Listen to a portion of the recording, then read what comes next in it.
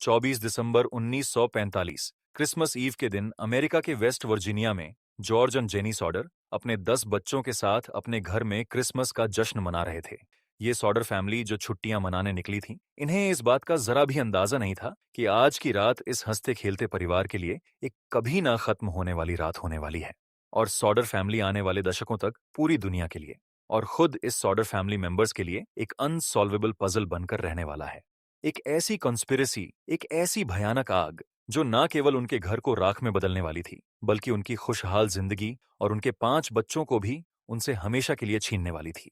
हुआ कुछ यूं कि रात के करीब 1 बजे घर में अचानक फायर ब्रेक आउट होता है और तेज लपटों के साथ पूरा घर जलने लगता है। जान बचाने के लिए जॉर्ज और जेनी अपने 4 बच्चों को लेकर बाहर भागते हैं, लेकिन ऊपर कमरे में सोए 5 बच्चे हमेशा हमेशा के लिए कहीं गायब हो जाते हैं। पर यह कोई नॉर्मल एक्सीडेंट नहीं है, ये फायर ब्रेकआउट एक काफी कॉम्प्लिकेटेड मिस्ट्री है। दरअसल सबसे हैरान करने वाली बात तो ये थी कि जब आग बुझने के बाद कमरे के अंदर ढूंढा गया ना, तो इन 5 बच्चों में से किसी भी बच्चे की कोई हड्डी तक नहीं मिली और कमरे में सोए बच्चे बिना किसी ट्रेस के कुछ इस तरह गायब हो जाते हैं जिनका कभी कहीं कोई भी नामो निशान तक नहीं मिलता। तो क्या वाकई सॉडर फैमिली के ये बच्चे आग में जलकर राख हो गए, या फिर इस हादसे के पीछे कोई गहरी प्लानिंग थी? हालांकि ये सिर्फ एक कहानी नहीं है, बल्कि एक पहेली है जो आज भी दुनिया के लिए रहस्य बनी हुई है।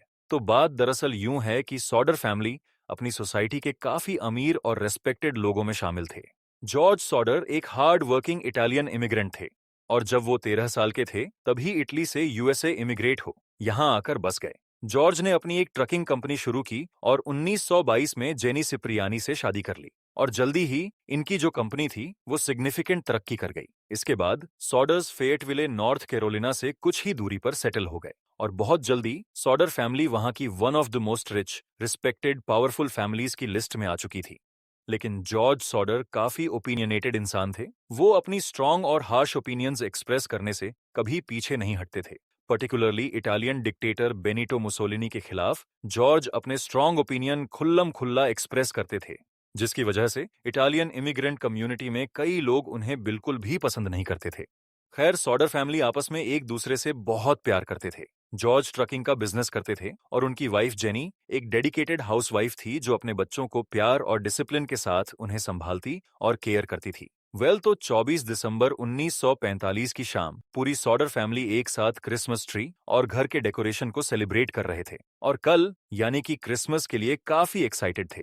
घर के बड़े बच्चों को देर तक जागने और अपने रूम्स में मस्ती करने की परमिशन मिली हुई थी, जबकि जॉर्ज, जेनी और उनके छोटे बच्चे जल्दी सोने के लिए चले जाते हैं, क्योंकि सॉडर पेरेंट्स को अगले दिन चर्च में प्रेयर और क्रिसमस की पार्टी की प्रिपरेशन करनी थी। अब रात के अराउंड 1 बजे जेनी की नींद एक स्ट्रेंज फोन कॉल से खुलती है। कॉल करने वाली एक लेडी थी जिसने किसी अननोन पर्सन का नाम पूछा, फिर सार्कास्टिकली हंसने लगी और फिर रॉन्ग नंबर बोलकर फोन डिस्कनेक्ट कर दिया। जेनी ने सोचा कि कोई प्रैंक कॉल होगा, ये सोचकर वो वापस सो जाती है। लेकिन कुछ ही देर बाद उन्होंने छत से आती हुई कोई आवाज सुनी और थोड़ी ही देर में जेनी ने महसूस किया कि इनके पूरे घर में धुआं भरने लगा है। जब जेनी देखने जाती है तो पता चलता है कि किचन में किसी वजह से आग लग चुकी है। इसके बाद जॉर्ज और जेनी जल्दी में अपने 4 बच्चों के साथ किसी तरह से बचकर बाहर निकलते हैं, लेकिन ऊपर के कमरे में सोए 5 बच्चे अंदर ही रह जाते हैं। इनमें थे 14 साल का मॉरिस, 12 साल की मार्था, 9 साल का लुइस, 8 साल की जेनी और 5 साल की बेटी। जॉर्ज अपने इन 5 बच्चों को बचाने की पूरी कोशिश करते हैं, लेकिन तब तक आग बेकाबू हो चुकी थी। अब यहाँ आपके मन में एक सवाल होगा कि सॉडर फैमिली के तो 10 बच्चे थे, इनमें 4 को आग से बचा लिया गया और 5 बच्चे जो कि आग में कहीं गुम हो गए, तो कुल मिलाकर 9 ही हुए। तो दरअसल जॉर्ज और जेनी सॉडर का 10वां बच्चा, या कह लें सबसे बड़े बच्चे का नाम जो सॉडर है, जो कि उस वक्त मिलिट्री में सर्व कर रहा था और इसलिए आग लगने के दौरान वो वहां मौजूद नहीं था। खैर, इस बेकाबू आग में भी जॉर्ज ने उनको बचाने की हर मुमकिन कोशिश की, मगर इस रात जॉर्ज के घर में कुछ एबनॉर्मल सी बातें हुईं। जैसे कि जब जॉर्ज ने बाहर से अपने घर के ग्लास विंडो को ब्रेक करके अंदर जाने की कोशिश की ताकि वो अपने बच्चों को किसी तरह बचा सके। इसलिए वो घर के एटिक में रखी लैडर को ढूंढने लगे, पर वो लैडर वहां से मिसिंग थी। फिर जॉर्ज ने सोचा कि वो अपने कोयले के ट्रक्स के सहारे घर के फर्स्ट फ्लोर की विंडो को एक्सेस कर लेंगे, लेकिन जब इग्निशन ऑन किया तो ट्रक भी स्टार्ट नहीं हुआ और यहाँ भी उनके सारे ट्रक्स ने अचानक से काम करना बंद कर दिया। जो लोग वहां मौजूद थे उन्होंने फेयटविले फायर डिपार्टमेंट को कॉल करने की कोशिश की, लेकिन अनफॉर्चुनेटली वहां से भी कोई जवाब नहीं मिला। बाद में जब किसी तरह फायर चीफ से कांटेक्ट हुआ तब भी फायर ब्रिगेड टीम कैजुअल्टी के 7 घंटों के बाद पहुंची, लेकिन तब तक तो काफी देर हो चुकी थी। देखते ही देखते जॉर्ज की आंखों के सामने उनका घर जलकर राख हो गया और वो अपने बच्चों को बचाने के लिए कुछ नहीं कर पाए। उस क्रिसमस की रात सॉडर फैमिली की किस्मत खराब थी या फिर किसी की सोची समझी प्रॉपर प्लान्ड एक साजिश। वेल फायर डिपार्टमेंट वालों का कहना था कि मैन पावर की शॉर्टेज की वजह से वो टाइम पे नहीं पहुंच पाए और ये एक्सीडेंट हो गया। खैर, अगली सुबह का ये दर्दनाक नजारा देखकर वहां मौजूद लोग सदमे में थे। सबों को लग रहा था कि किसी रीजन से घर में आग लगी जिसमें 5 मासूम बच्चे जलकर इस दुनिया से चले गए। पर जब फायर फाइटर्स टीम ने घर को चेक किया तो उन्हें कहीं भी कोई ह्यूमन रिमेन्स नहीं मिले। पर यह केस देखने और सुनने में जितना सीधा लग रहा था, ये उतना ही ज्यादा कॉम्प्लिकेटेड भी था, क्योंकि ह्यूमन बोन्स जो है ना, वो 800 डिग्री सेल्सियस के टेम्परेचर पर भी एशेज में नहीं बदलता। स्पेशली वो बोन पार्ट्स जो कैल्शियम कंटेन करता है, जैसे कि इंसानी दांत। लेकिन ये बात नॉर्मल पब्लिक के समझ से बाहर थी। और मैं ऐसा इसलिए कह रहा हूं क्योंकि अगली सुबह जब पुलिस इन्वेस्टिगेशन शुरू हुई तो ऑफिशियल्स ने भी ऐसा ही कुछ स्टेटमेंट देकर इस केस को क्लोज कर दिया। उनका कहना था कि आग में सीवियर जलने की वजह से बच्चों के कोई भी रिमेन्स नहीं मिले। इसलिए सॉडर फैमिली ने इस इन्वेस्टिगेशन रिपोर्ट को मानने से इनकार करते हुए इसे रिजेक्ट कर दिया। और बाद में फॉरेंसिक इन्वेस्टिगेशन में भी यह बात कंफर्म हो गई कि आग का ड्यूरेशन इतना लंबा नहीं था जिससे कि हड्डियां राख में बदल जाएं। इन्वेस्टिगेशन टीम ने आग की वजह फॉल्टी वायरिंग को बताया, लेकिन जॉर्ज ने मेंशन किया कि कैसे इस केस के जूरर्स में से एक शख्स ने कुछ ही दिनों पहले जॉर्ज को धमकी दी थी कि अगर वो अपनी एंटी मुसोलिनी वाली बातें बंद नहीं करेगा तो जॉर्ज का घर जलकर राख हो जाएगा, इनफैक्ट उसके बच्चे भी गायब हो जाएंगे। और जॉर्ज सॉडर ने जब इंसिडेंट वाले सारे मोमेंट्स को वापस रिकॉल करने की कोशिश की तो उसे कुछ ऐसी बातें भी याद आईं जो एक्सीडेंट का नहीं बल्कि किसी बड़ी कॉन्स्पिरेसी की ओर इशारा कर रही थीं।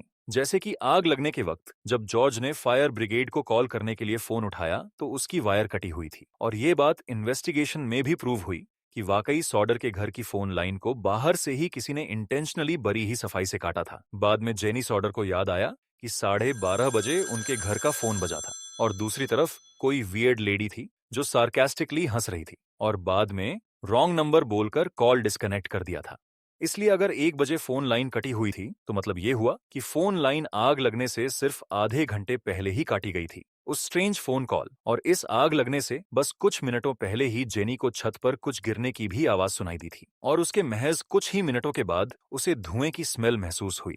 इसके अलावा वो जो लैडर था वो फायर ब्रेकआउट के वक्त वहां से गायब था, जो कि बाद में इन्वेस्टिगेशन टीम को सॉडर फैमिली हाउस से काफी दूर पुल के नीचे एक खेत में मिला। और जॉर्ज के ट्रक्स जो एक दिन पहले तक बिल्कुल सही सलामत काम कर रहे थे पर उस रात कैसे खराब हो गए। इन सब सवालों की वजह से जॉर्ज सॉडर का ये शक यकीन में बदल गया कि उनके बच्चे मरे नहीं बल्कि किडनैप हुए हैं। क्योंकि जॉर्ज को धमकियां तो मिली ही थीं, तो शायद हो सकता है उन लोगों ने अपनी धमकी को सच कर दिया हो। और कुछ आई विटनेसेस के अकॉर्डिंग उस रात उन्होंने सॉडर हाउस के पास एक सस्पिशियस गाड़ी को भी देखा था। सवाल कई सारे थे जिसका कि जवाब इन्वेस्टिगेशन टीम के पास भी नहीं था। इसलिए अब इस सॉडर हाउस फायर ब्रेकआउट पर थ्योरीज बननी शुरू हो गई। एक थ्योरी ये है कि इस हादसे से कुछ महीने पहले जॉर्ज सॉडर के पास एक इंश्योरेंस एजेंट आया था जो कि इस घर का इंश्योरेंस कराने के लिए जॉर्ज पर काफी फोर्स कर रहा था। लेकिन जब जॉर्ज ने इंश्योरेंस लेने से मना कर दिया तो उस एजेंट ने धमकी दी कि इसका एहसास तुम्हें तब होगा जब तुम्हारे घर में आग लग जाएगी। इसलिए इसके अकॉर्डिंग ऐसा कहा गया कि बच्चों को पहले ही किडनैप करके घर से निकाल लिया गया था और लोगों का ध्यान भटकाने के लिए आग का यूज किया गया ताकि लगे कि बच्चे आग लगने की वजह से जलकर मारे गए। इस इंसिडेंट में एक थ्योरी ये भी है कि जॉर्ज सॉडर का इटालियन डिक्टेटर मुसोलिनी के अगेंस्ट ओपनली स्टेटमेंट्स देने के कारण इटालियन कम्युनिटी से उनका रिश्ता कुछ ठीक नहीं था। इसी वजह से इटालियन माफिया ने इनको अपना टारगेट बनाया और उनके बच्चों का गायब होना और घर जलाने में असल में माफिया का इन्वॉल्वमेंट था। तभी सब कुछ इतना वेल प्लान था और कहीं कोई सबूत भी नहीं मिला। खैर, ये सब बस स्पेक्यूलेशंस और थ्योरीज थी, क्योंकि इसका कोई पुख्ता सबूत या जवाब न तो सॉडर्स फैमिली के पास था और न ही पुलिस के पास। अब धीरे धीरे सॉडर्स फैमिली मेंबर्स किसी तरह वापस अपनी लाइफ को संभालने में लग गए। उन्होंने कई बार ऑफिशियली केस रिजल्ट्स पर सवाल भी उठाए और उन्होंने पॉइंट आउट भी किया कि अगर आग लगने की वजह इलेक्ट्रिकल प्रॉब्लम थी तो उनके घर में आग लगने के कई मिनटों तक उनकी क्रिसमस लाइट्स कैसे जलती रही। मतलब कि अगर वायरिंग प्रॉब्लम थी तो घर के पावर्स बंद हो जाने चाहिए थे। खैर, इन बच्चों के माँ बाप ने अपनी पूरी जान लगा दी सवालों के जवाब ढूंढने में। जेनी ने जानवरों की हड्डियों को भी जलाया, ये देखने के लिए कि वो पूरी तरह से जलते हैं या नहीं। उन्होंने एक लोकल क्रीमेशन वर्कर से भी कांटेक्ट किया, ये पता करने के लिए कि इंसान की हड्डियां किस टेम्परेचर पर जलती हैं। तो उस वर्कर ने बताया कि हड्डियां 1094 डिग्री सेल्सियस की हीट पर 2 घंटे तक जलने पर भी बची रह जाती हैं, जबकि घर में लगी इस आग का ड्यूरेशन 45 मिनटों का ही था। और फिर भी घर के अंदर से बच्चों के कोई रिमेन्स नहीं मिले। हालांकि फैमिली किसी तरह मूव ऑन कर ही रही थी, जब 1946 में इस केस से रिलेटेड कुछ नए डेवलपमेंट सामने आए, और इन डेवलपमेंट ने सॉडर कपल के बिलीफ को ज्यादा स्ट्रांग कर दिया कि उनके बच्चे जिंदा हैं। कुछ लोगों ने आग के बाद सॉडर चिल्ड्रन को अलग अलग जगहों पर देखने का दावा भी किया। एक औरत ने कहा कि उसने एक होटल में बच्चों को एक स्ट्रेंज कपल के साथ देखा। दूसरी रिपोर्ट में कहा गया कि एक कार में उन्हें दूर ले जाते देखा गया। इससे ये बात तो कंफर्म हो गई कि सॉडर चिल्ड्रन आग की वजह से तो नहीं मरे। फिर भी सवाल वही था कि आखिर बच्चे गए तो गए कहाँ। 1946 में आई नए डेवलपमेंट में इन्वेस्टिगेशन टीम, जिसने पहले आग लगने की वजह शॉर्ट सर्किट को बताया था, वो गलत साबित हुई और नई इन्वेस्टिगेशन में सामने आया कि आग को जानबूझकर लगाया गया था। और उस रात एक आई विटनेस, जो कि एक बस ड्राइवर था, वो वहां से गुजर रहा था, जिसने बताया कि उसने कुछ लोगों को फायरबॉल की तरह किसी ऑब्जेक्ट को घर में फेंकते हुए देखा था। और कुछ महीने बाद जब बर्फ पिघली तो घर के पास से रबर लाइक राउंड ऑब्जेक्ट भी मिला, जिसे पाइनएप्पल बॉम्ब कहा जाता है। अब जेनी को आग लगने से पहले की वो आवाज याद आ गई, जो उसे छत पर किसी चीज के गिरने की वजह से आई थी। शायद वो यही पाइनएप्पल बॉम्ब था। जॉर्ज और जेनी ने अपनी जिंदगी इस मिस्ट्री का जवाब ढूंढने में लगा दिया। सॉडर्स ने बच्चों का पता लगाने में कोई भी कसर नहीं छोड़ी और हर पॉसिबल लीड को फॉलो भी किया। उन्होंने बच्चों की फोटो फ्लायर्स प्रिंट कर और केस को सुलझाने वाली इंफॉर्मेशन के लिए $5000 का इनाम भी रखा। इनफैक्ट इस इनाम को सॉडर कपल ने जल्द ही दुगना भी कर दिया और 1952 में उन्होंने अपने घर पर भी एक बिलबोर्ड लगाया। और सॉडर फैमिली के लगाए हुए बिलबोर्ड उस वक्त उस रूट से गुजरती ट्रैफिक के लिए एक लैंडमार्क भी बन गया था। सॉडर फैमिली की कांस्टेंट एफर्ट्स का फायदा ये हुआ कि उनके पास उनके बच्चों के साइटिंग की और ज्यादा रिपोर्ट्स आने लगी। इडा क्रचफील्ड नाम की एक लेडी, जो चार्ल्टन वेस्ट वर्जीनिया में एक होटल की ओनर थी, उन्होंने क्लेम किया कि उसने आग के लगभग 1 वीक बाद बच्चों को देखा था। उन्होंने बताया कि बच्चे आधी रात के करीब 2 आदमी और 2 औरतों के साथ आए थे और ये सभी लोग दिखने में इटालियन लग रहे थे। पर ऐसी कोई भी कॉन्क्रीट लीड इन बच्चों के बारे में कभी नहीं मिली जो बच्चों तक पहुंचा सके। इसी तरह दिन बीतते गए और इस इंसिडेंट के करीब 20 सालों के बाद 1968 में जेनी को एक लेटर मिलता है। इस लेटर में एक यंग लड़के की फोटो मिली और फोटो में जो लड़का था वो उनके गायब बेटे लुई से काफी मिलता जुलता था। और इस लेटर में सिर्फ इतना लिखा था, Louis order, I love brother Frankie, lil boys. और आगे इस लेटर में कुछ डिजिट्स लिखे थे। तो क्या वाकई ये लेटर गुम हुए 5 बच्चों में से एक ने लिखा था, या फिर ये कोई स्टूपिड सा प्रैंक था? हालांकि इसके बाद जॉर्ज और जनी सॉडर्स ने एक प्राइवेट इन्वेस्टिगेटर को इस सब के बारे में पता करने के लिए हायर किया, लेकिन इसके बाद भी ना तो इस लेटर का और ना ही लुइस ऑर्डर का कोई क्लू ही मिला। और सबसे हैरानी वाली बात यह है कि वो प्राइवेट इन्वेस्टिगेटर भी बिना किसी क्लू के कहीं गायब हो गया। इसी तरह एक एक करके साल गुजरते गए, लेकिन यह मिस्ट्री सुलझ नहीं पाई। अब इस केस में एक्सपर्ट्स की भी कई ओपिनियंस हैं, जैसे आग में बच्चों के रिमेन्स पूरी तरह खत्म होना इम्पॉसिबल है। साथ ही सही इन्वेस्टिगेशन की कमी और एविडेंस का जल्दी से डिस्पोज करना भी शक पैदा करता है। वैसे एक बात यह भी है कि सॉडर्स ने अपने बच्चों को पाने की कभी उम्मीद नहीं छोड़ी। जॉर्ज लीड्स का पीछा पूरे देश में किया। जब 1969 में जॉर्ज सॉडर की डेथ हो गई तो जेनी और उनके जो बच्चे जिंदा बचे थे वो अपने मिसिंग बहन भाइयों के बारे में जवाब ढूंढने की कोशिश करते रहे। जेनी अपने बच्चों के गम में पूरी जिंदगी काले कपड़े पहनती रही और 1989 में जेनी की मौत के बाद फैमिली ने वो पुराना और घिस चुका बिलबोर्ड जो मिसिंग बच्चों के लिए लगाया गया था, आखिरकार उसे उतार दिया। इन सारी बातों को सोचने के बाद बस एक ही सवाल मन में आता है कि 1945 की उस क्रिसमस ईव को एक्चुअल में क्या हुआ था। क्या सॉडर बच्चे किसी ट्रेजेडी का शिकार हुए या किसी बड़ी साजिश का हिस्सा बने? ये एक ऐसा राज है जो शायद ही अब कभी सॉल्व हो पाएगा, पर शायद कहीं ना कहीं कोई अभी भी सच्चाई जानता है, और यह सच्चाई पूरी दुनिया के सामने कभी आएगी भी या नहीं ये कोई नहीं जानता। और अब तो सॉडर फैमिली के लास्ट बच्चे सिल्विया सॉडर पैक्सटन, जिनकी मौत 69 की एज में 2021 में हो गई। खैर, ये थी सॉडर फैमिली की हार्ट ब्रेकिंग स्टोरी, जो कि कई डिकेड से जस्टिस और क्लोजर का अब भी इंतजार कर रही है।